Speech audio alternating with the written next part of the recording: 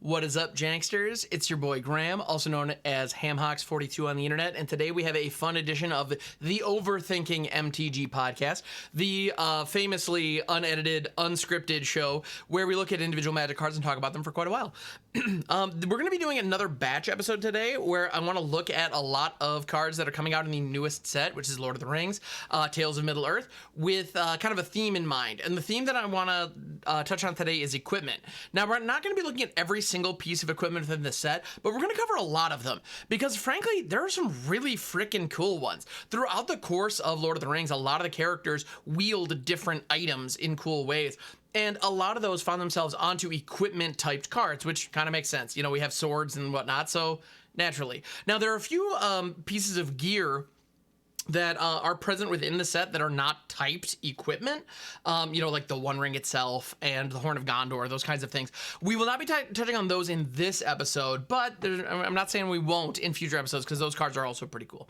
So today we're just looking at equipment, and let's get started with the mythics. We're starting, of course, with Anduril. Well, actually, no. Specifically, I want to start with the swords. I want to start with the blades, and we're going to get on to some more of the interesting ones after. Anyway, Anduril, Flame of the West. This is a legendary artifact equipment for 3 colorless.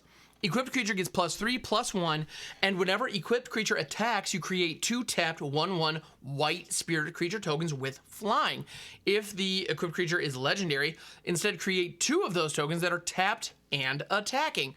So I think and it equips for 2. So you pay 3, equips 2, total mana investment of 5 in order to benefit from this. But you get +3/+1 and this kind of like quasi Geist of Saint Traft kind of thing where you're pumping out 2 1/1 spirits with flying just for having your equipped creature attack. Now it's very interesting to me that if the equipped creature is legendary, those spirits are attacking, because in most cases that's an upside. In a lot of situations, okay, this is 2 additional damage that I'm adding to the attack. It has flying, and that's something that the opponent has to kind of immediately answer. You know, so it's almost as good as those spirits having haste. However, it's not optional. It doesn't say if the creature is legendary, you may have those creatures enter attacking. And so if this is equipped to a legendary creature, those spirits will enter tapped and attacking, which means they will not be available on defense, which is maybe where you need them. So that's kind of an interesting factor, an interesting deal that you have to kind of navigate with this card. Where do you want your spirits? Where do you want them untapped back to block? Because they are 2 1/1 flyers.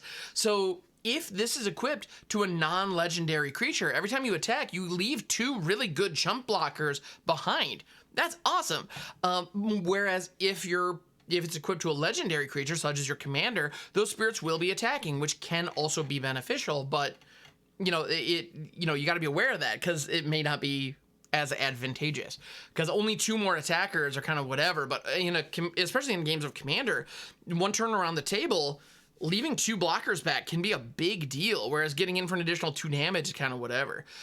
Notably, this also is creating tokens, so if you're in a deck that cares about token generation, this is just really good.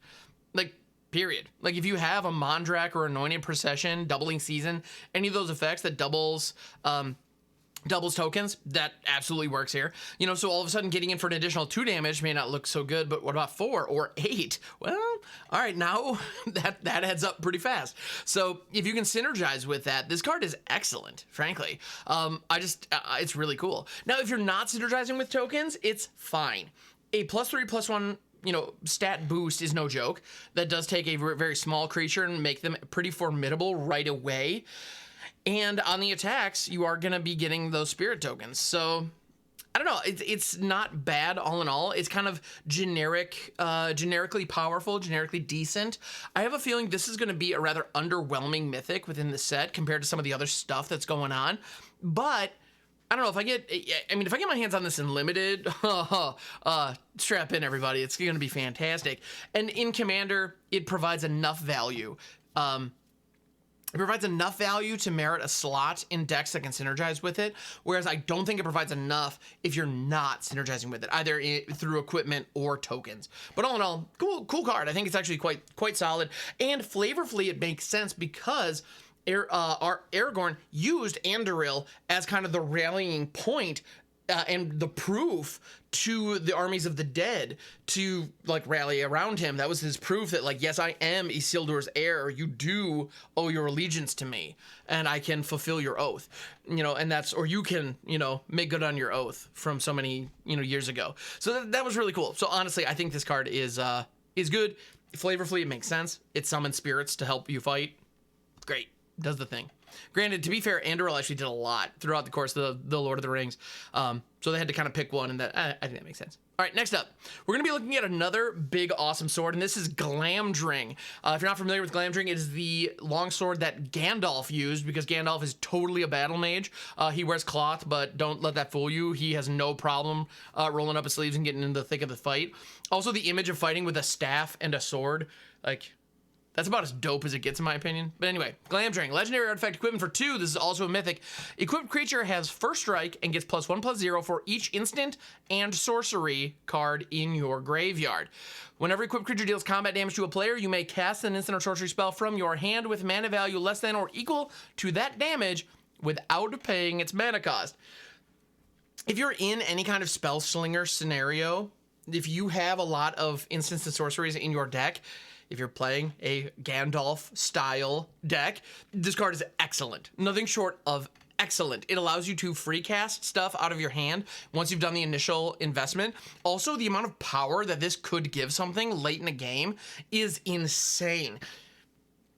Like, if you're casting a lot of spells early on, if you're casting little cantrips, your impulses, your ops, those kinds of things, and pieces of removal throughout the course of the game, just like you do if you're in, you know, a controlling spellslinger deck, all of a sudden this stat boost for a 3 mana to equip to after you play it for 2, so 5 mana investment, you're looking at a situation where you're going to be giving +5, +6, or more in power to one creature pretty consistently.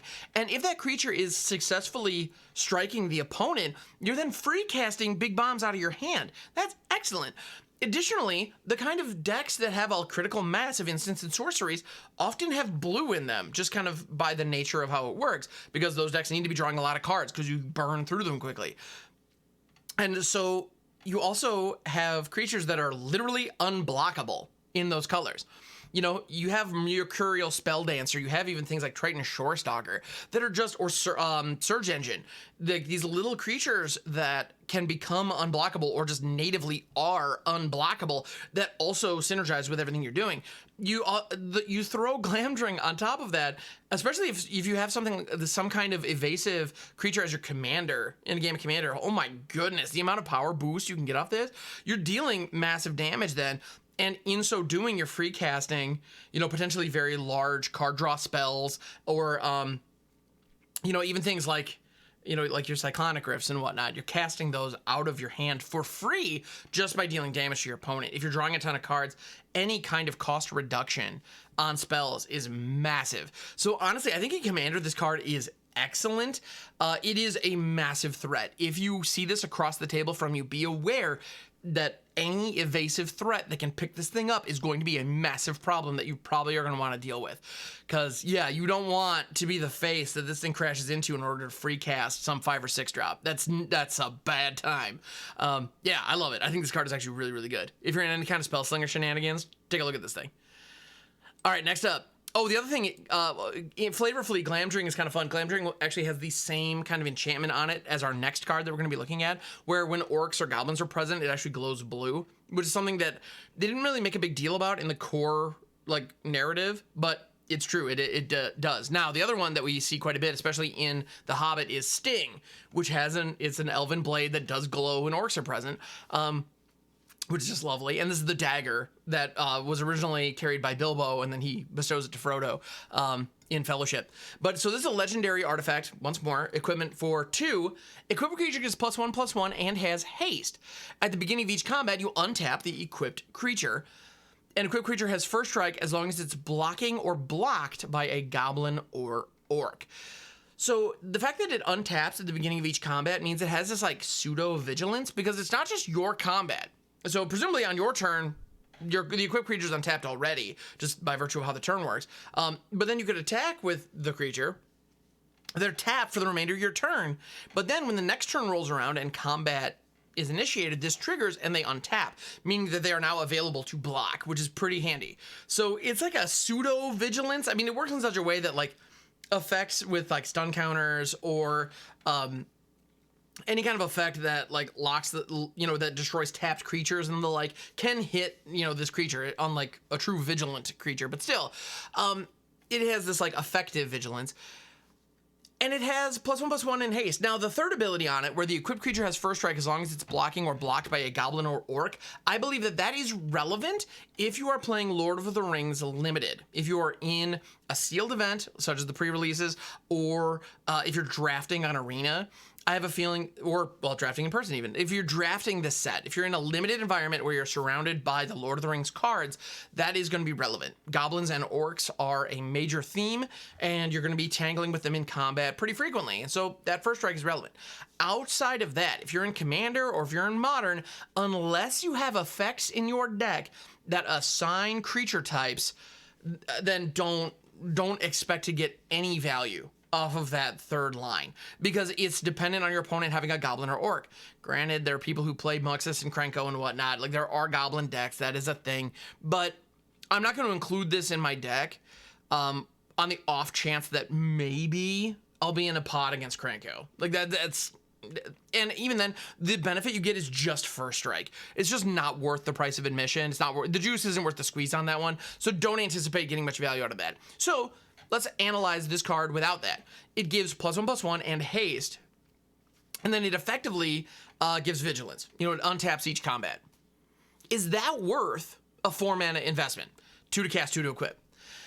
Honestly, this strikes me as being kind of on the line. I think if you're not looking for a flavorful deck where you want to be able to equip Frodo or Bilbo with Sting, I don't think this is going to be particularly good.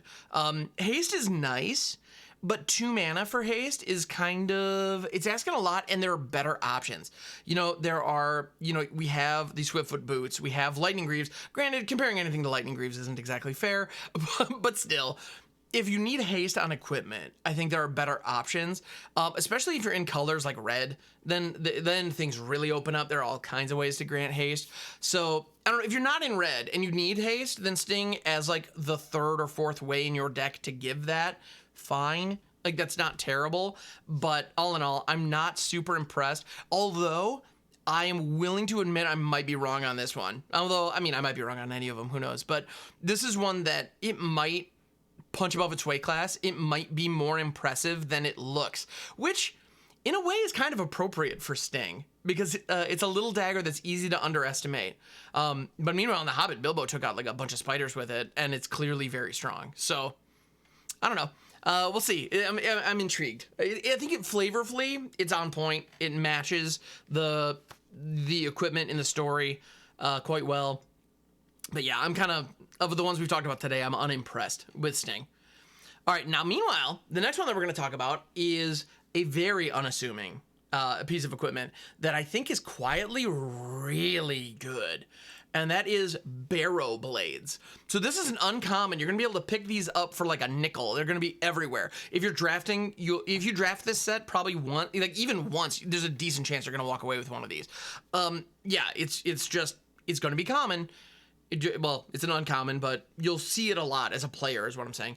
And I think it's quietly really good. So it costs 1 to play, which, I mean, that's awesome. Equipped creature gets +1/+1. Okay.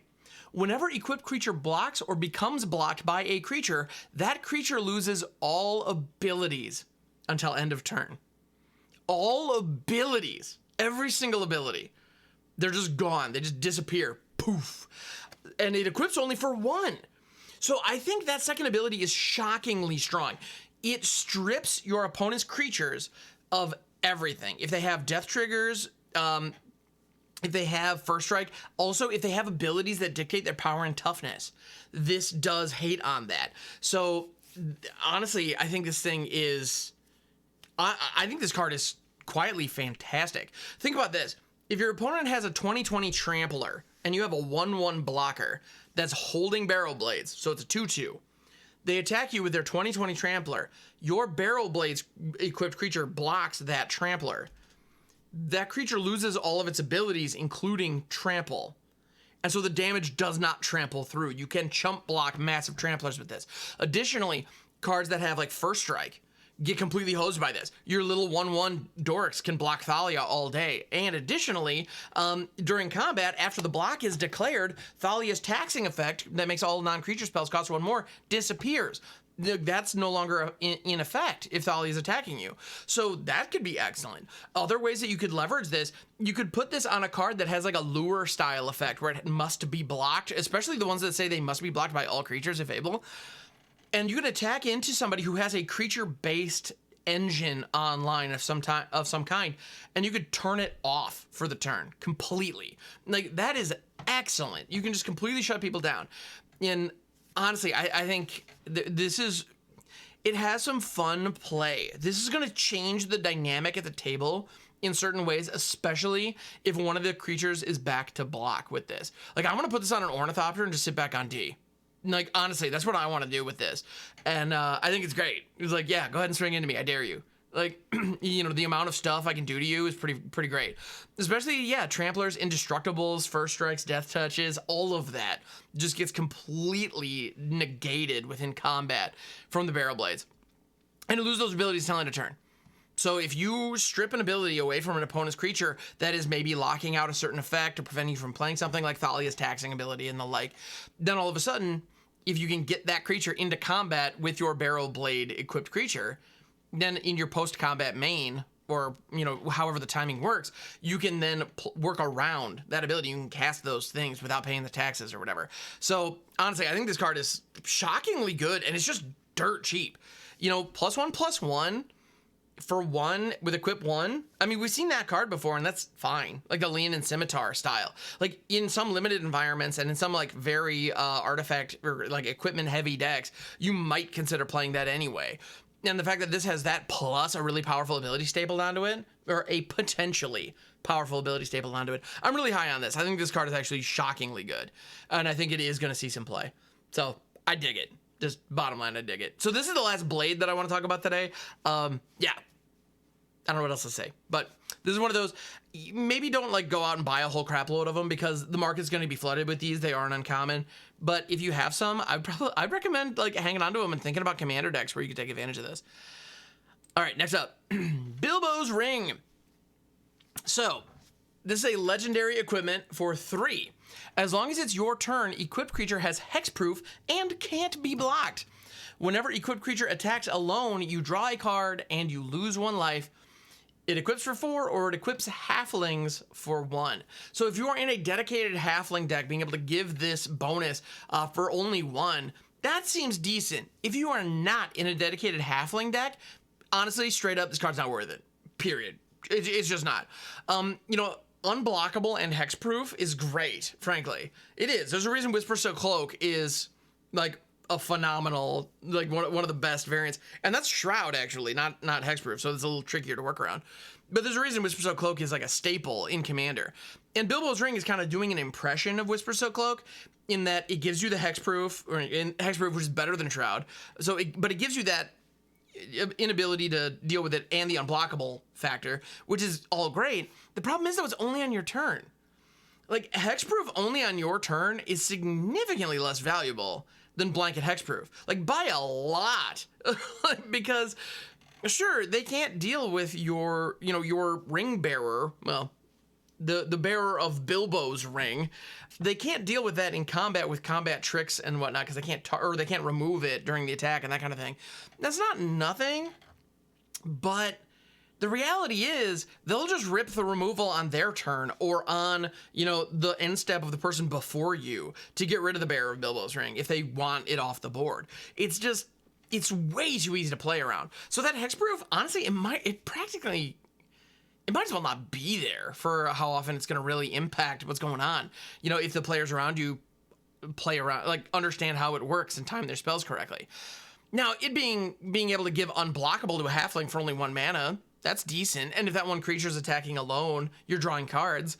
And so it's giving you kind of a little Phyrexian Arena style effect as long as you only have the 1 creature swinging, which in many, I mean, that's not uncommon for there to be big board stalls in Commander and only your evasive creatures are swinging. So, all right, I can see that.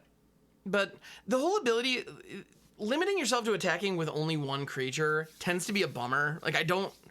that is a big cost. It is. You may look at this and you might just think, oh, but I draw cards when I attack. Why wouldn't I want this? The fact that you're limited to attacking alone means that you might have to sacrifice otherwise you might have to sacrifice damage for that card.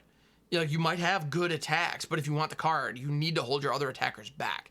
That bites. Like, that is a real drawback. So honestly, of all the variants of the ring, this is the one I'm least impressed with, which is a bummer because it's the only one that's an equipment. Like, so it's the only one that one of my characters can just pick up, not including the ring bearer emblem. That's a separate thing. I don't know. It's just, all in all, I'm unimpressed, which is unfortunate because depictions of the ring should be big and powerful. And this one, I feel like the effects make sense. Like, the creature can become invisible, so it can sneak by and is impossible to touch.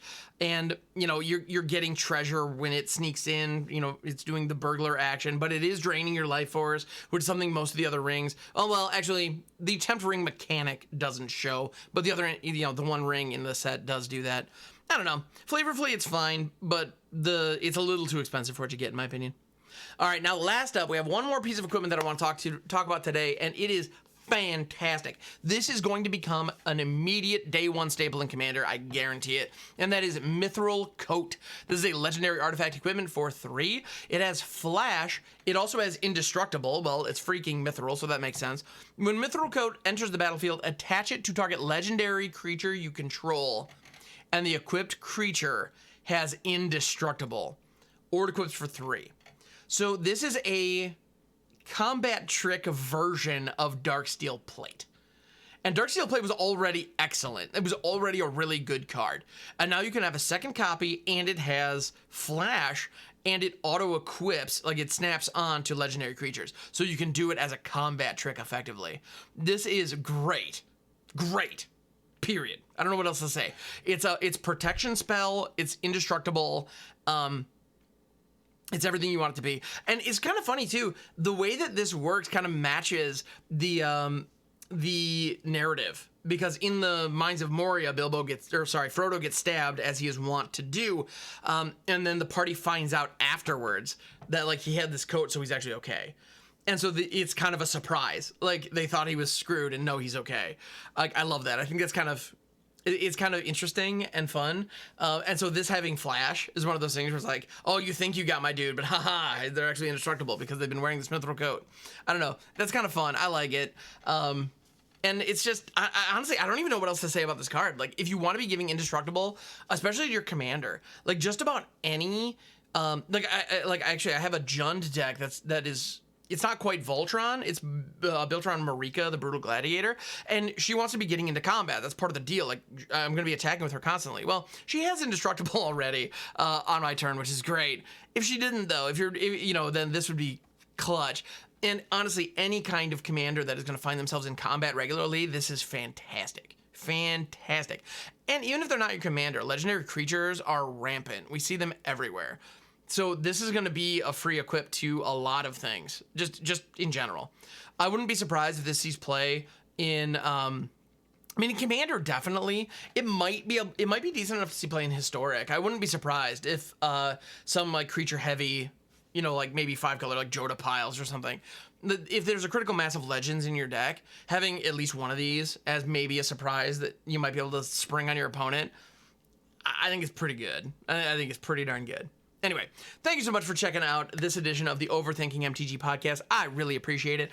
You can follow this anywhere podcasts are available, or on the YouTubes if you want to see me and the cards in real time. That is a thing that we do. If you enjoy this, please like and subscribe. Please drop a follow or subscription in whatever your podcast app of choice is. Also, I do have a Patreon, where for as little as $1 a month, you can actually help me out quite a bit.